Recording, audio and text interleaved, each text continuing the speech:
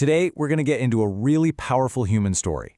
It's about how a single, terrifying event can completely reshape a person's life, and the quiet, 25-year journey it took to find the way back. This explainer is presented by webfitnews.co.nz. Okay, let's just start with that. The single most important fact. This isn't about data or technology. Not yet anyway. It's about a person, an Indian expat, who couldn't go home for a quarter of a century. Just let that sink in. Not because she didn't want to, but because she was paralyzed by fear.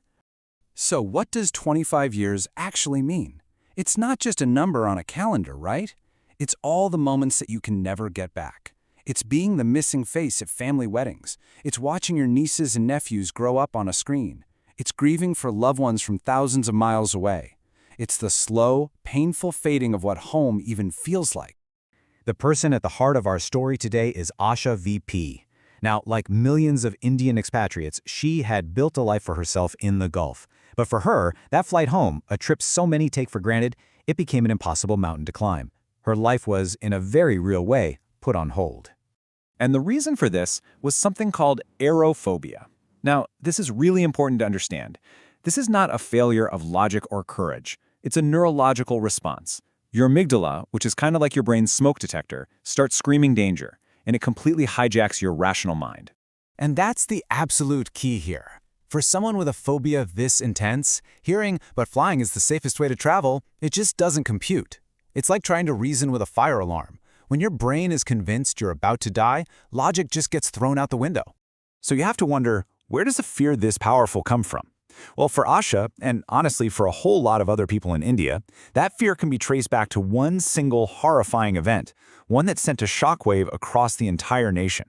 Back in November of 1996, two planes collided in the sky over Haryana, India. It's still the deadliest mid-air collision in history. And even though the official cause pointed to technical failures and human error, what the public heard was much, much simpler. The sky isn't safe. And this is a textbook case of something called trauma by proxy. See, you don't have to be in the disaster to be traumatized by it. The nonstop news coverage, the heartbreaking stories, all of it can plant a seed of fear so deep that it shatters your trust in something you never even thought to question before. Which brings us to this really strange paradox. Because the aviation world learned some incredibly hard lessons from that crash and became so much safer. But human fear, well, fear doesn't really follow a logical timeline. I mean, just look at this. On one hand, you have the perception, which for so many people was just frozen in 1996, anchored to the horror of that collision. But then you have the reality. Since then, the rate of fatal accidents has dropped by over 80%. The industry completely changed. And you can see why. Now, planes have mandatory collision avoidance systems, TCAS, which were literally designed to prevent that exact kind of disaster. We have incredible satellite tracking, layers and layers of backup systems. All of it is designed so no single failure can be catastrophic. So, this is the big question, isn't it? If the planes are safer, if the data is crystal clear, why did the fear stick around so powerfully for people like Asha? Because fear isn't about data. Fear is a story. And for a lot of people, that story began with a tragedy. And this fear has a whole different kind of weight when you're an expatriate. For millions of people who live and work abroad, you can't just decide to avoid planes. It's not an inconvenience. It's basically a sentence of isolation. This chart just puts it into such stark perspective. Over those 25 years, a typical Indian expat working in the Gulf might fly home 20, maybe even more times. Asha, 0. Every single one of those untaken trips is another missed milestone, another layer of distance. You know, for this community, a plane ticket isn't for a vacation. It's the only real link you have to your aging parents. It's how you show up for the biggest moments in your family's lives. It's how you stay connected to your roots. To have that taken away from you, that's a huge price to pay. So how on earth do you start to come back from that? Asha's journey home wasn't just about finally getting on a plane. It was about fighting through all these complex, often invisible barriers to getting better. And this is a really important and sensitive part of the story.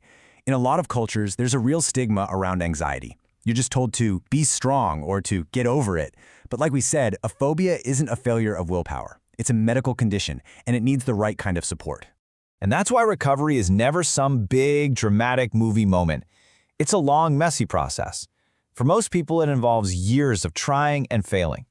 The breakthrough usually happens when they find structured professional help, things like gradual exposure therapy, which slowly, safely retrains the brain's fear response. It's 2 steps forward, 1 step back. But after all that time, after that long, private battle, she did it. In January 2026, Asha VT got on a plane. She flew home. And she welcomed the new year in Kerala for the first time in a quarter of a century. And I think this is what's so profound. The real story isn't about that one brave moment of stepping onto the plane. It's about the thousands of days over 25 years when fear quietly drew the map of her life, and the incredible, gradual effort it took to finally draw a new one. The destination was her hometown, sure, but the real journey was about reconnection. Reconnecting with her family, her culture, and maybe most of all, reconnecting with a part of herself that had been grounded for far too long. The feeling isn't triumph, it's relief. And that really leaves us with this final thought. Asha's story is such a powerful reminder that facts and figures aren't always enough. We can build safer cars, safer cities, safer planes, but figuring out how to bridge that gap between being safe and feeling safe, well, that's a much deeper, more human challenge.